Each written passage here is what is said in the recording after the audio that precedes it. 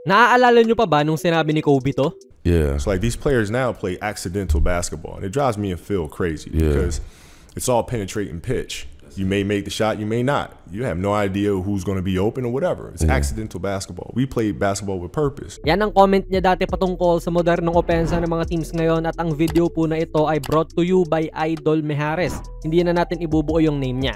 Siya kasi yung nag-inspire sa akin gawin yung content na ito. Binigyan niya tayo ng idea. Shoutout sa'yo, Idol, and thank you na rin for this idea. Ang sabi niya kasi, or pagkakaintindi niya sa accidental basketball, ay hindi raw kasi nag-iisip yung mga players sa court. Kasi aksidente lang. Yung pasa at galaw daw na tumalbog yung bola tapos napunta sa kasama ay hindi raw sadya. Kasi aksidente lang. Nagtatanong lang siya dyan actually. Kaya ayan, sasagutin natin para maliwanagan din yung iba. And siya na rin.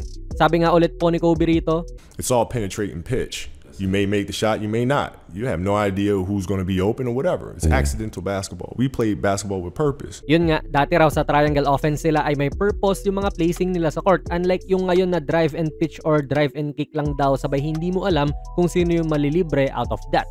And ito yung halimbawa natin dyan, kung saan hawak nga po ni Reeves yung bola at ito yung sinasabi ni Kobe na drive. Kasi yan ang gagawin ni AR. Mismatch to kontra sa malaki, kaya advantage din naman sa kanya yan, sa bilis. Actually, hindi mo naman din masabi na yung ganitong opensa ay inferior or mas pangit kesa sa triangle na ginagawa ni na Kobe dati or ng Gilas ngayon. Kasi kanya-kanya naman din talaga yan eh. Kung effective yung ganitong opensa ng Lakers ngayon, edi effective, di ba? Nanalo nga ng championship yung OKC sa kakaganyan din. Pero yan nga, nung na-realize ni AR na hindi siya makaka-atake all the way, nag-kick na lang siya kay Gabe. And ito yung sinasabi ulit ni Kobe na walang purpose daw yung opensa. Kasi from that ay hindi mo na alam kung ano yung gagawin mo eh. Tumuturo sa AR ngayon dyan na mukhang pwedeng iswing o ipasa ni Gabe ang bola kay Kinect. And at the same time ay nagre-relocate na po si AR para makapwesto siya ulit. Pero hindi naman din nababasa ni Gabe yung isip ni Reeves dito, so tinira niya. Yan yung point ng accidental basketball. Pwedeng aksidente malibre yung kampi mo dahil sa drive, pwedeng aksidenteng makapag-drive ka rin to the basket, kumbaga hindi mo nga alam kasi babasahin mo yung depensa syempre. Pero unlike doon sa ginagawa nila Kobe na alam nyong lahat yung mga pestuhan nyo, lalo na pag may mga counters, dito po sa clip natin ngayon, more on kapaan, lalo na pag nakapag-drive na. And more on ganito nga po yung opensa ng Lakers, lalo na with Luka and AR ngayong season, na either isa sa kanila yung tatrabaho para makagawa ng tira sa sarili nila or makapag-kick out sa labas para sa iba or drop off na rin sa big man niya. Para sa Lakers mga idol, masasabi ko po na effective naman din tong ganito nilang galawan sa opensa. E kita nyo naman, second in the West sila ngayon. This game nga lang ay maganda rin po ang pinakitang depensa ng Phoenix at natarpos AR dito sa kanyang pag-atake. Hindi rin maganda ang drop papunta kay DA mga idol, pero yan din yung halimbawa nung tinutukoy ni Kobe na playstyle nga po ng basketball dito rin po kay Luka. Almost the same po yung situation, no, na nung umaatake siya hindi po niya magawa ng paraan yung defense at mahabang Mark Williams ang katapat, then may pressure pa nga rin nung primary defender niya. Parang yung tulad din kay AR, di ba? Usually ngayong season po ay nagagawa naman ng Lakers yung tamang decision sa mga ito, kaya nga best scoring duo sa buong liga si AR pati si Luka eh. Kasi parehas silang matitinik sa ganitong klaseng opensa. Top 6 offense to ng buong liga, kaya effective naman din talaga. Sadyang yun nga, nadepensahan nga sila na maganda ng Phoenix. Check na check yung kick out ni Luka dyan. So nakikita nga po natin dito yung accidental basketball talaga na may isang bubuhat. Then syempre kapag ganito na po ang nangyayaring ang bigat na ng depensa sa kanya ay may libreng kampi na siya na pwedeng pasahan. And yung mga kampi na ito ay walang placing talaga dyan sa opensa.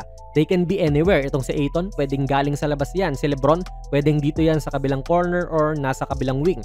Yan yung punto ni Kobe. Walang purpose yung ganitong opensa in a way na kahit sino ay pwede kahit saan. And I really don't see it in a negative way kasi effective nga to sa Lakers.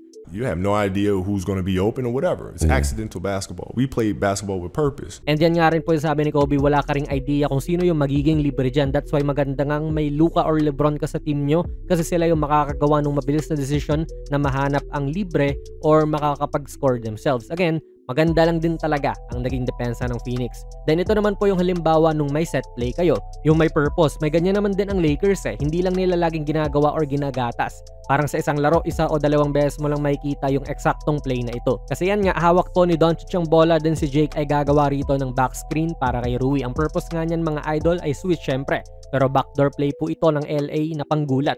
Kasi aakalahin mong kay Rui yung play pero biglang sisingit ng cut si Jake dyan sa loob. So alam mo yon, lahat sila ay alam ang role nila dyan na si Luka ang magde-decide kung itutuloy ang pasa. Then si Rui alam niya na dapat niyang bigyan ng space si Jake, tapos si Jake nga rin syempre alam niya na siya yung recipient ng pasa kung kaya. Yan ang set play mga idol, at yan yung hindi accidental na basketball play in which piling moments lang sa isang basketball game ginagawa ng Lakers. Masama ba yun o mabuti? Actually depende pa rin talaga eh. Kung meron kang players like Luka, AR, pati Lebron na kayang-kaya manghimayin ng depensa sa sarili nilang kakayanan, I think okay lang talaga yung ganyang accidental style of basketball. Hindi naman masama yan kahit na medyo pangit lang sa pandinig. Kaya rin siguro triggered tong isang to kasi baka inilaan na niya sa utak niya ay inferior style of play to, pero kung nananalo at nakikita nyo namang effective ay syempre yun ang lagi nyong gagawin, diba? For me, okay din syempre na halo yan para hindi kayo gaanong predictable, or like sana wag puro Luka lang ng Luka to the point na hindi na nakaka-atake rin po si Lebron. Yan din ang nakita natin sa laro na ito na passive pa rin siya. Pero sa ibang video na siguro yun. Kaya para sa inyo, ano yung trip nyo? Yung accidental basketball or yung tulad kina Kobe na may quote-unquote purpose yung opensa? No wrong answers tayo dito mga idol. Ilagay nyo lang po ang inyong mga komento sa ating comment section. Kung nagustuhan nyo po ang ating video ay pakipindot na lang idol ng like button. Mag-subscribe ka na rin sa ating channel. And ako nga pala si Jonas PB, and as always, hanggang sa muli.